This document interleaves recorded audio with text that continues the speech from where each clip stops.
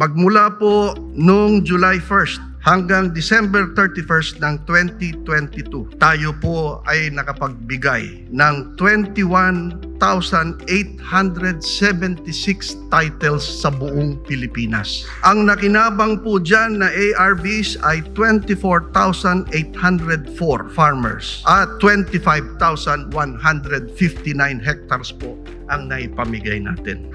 Magmula po umpisa ng taong ito, January 1st hanggang kahapon po, ang nai-distribute na po natin na titulo ay 17,044.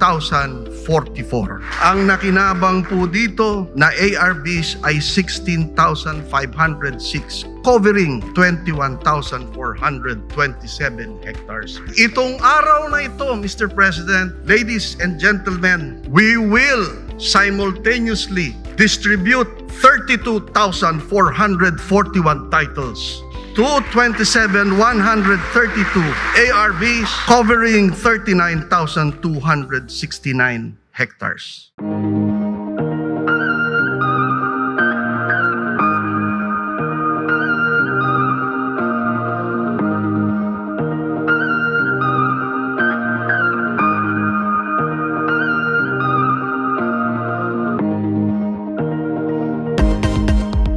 Our ARVs from the Bicol region.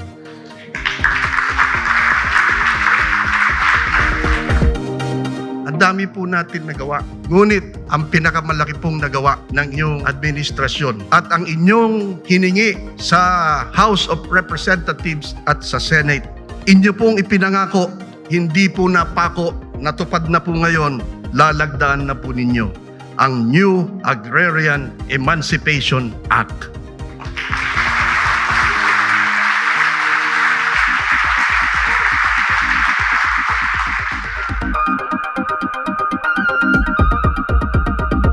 It is time to give our farmers the recognition that they deserve as the providers of our nation's sustenance, the providers of life to all of Filipinos. Panahon na upang ang ating mga magsasaka na silang nagpapakahirap araw-araw upang lagyan ng pagkain ang mga hapagkainan ng ating mga tahanan ay mabigyan ng atensyon at pagpupugay na akma sa kanilang kontribusyon sa ating bayan.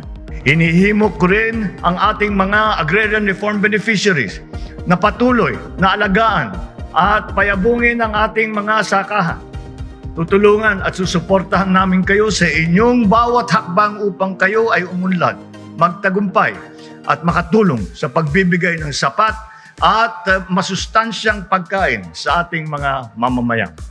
Let us work together to realize this dream, our dream, as it was my father's dream, to give every Filipino farmer and his or her family a life beyond mere survival, a life free from want, from hunger, or fear of the future, a life of dignity, abundance, and prosperity. Mabuhay ang ating mga agrarian reform beneficiaries, mabuhay ang magsasakang Pilipino. Maraming salamat po sa inyong lahat.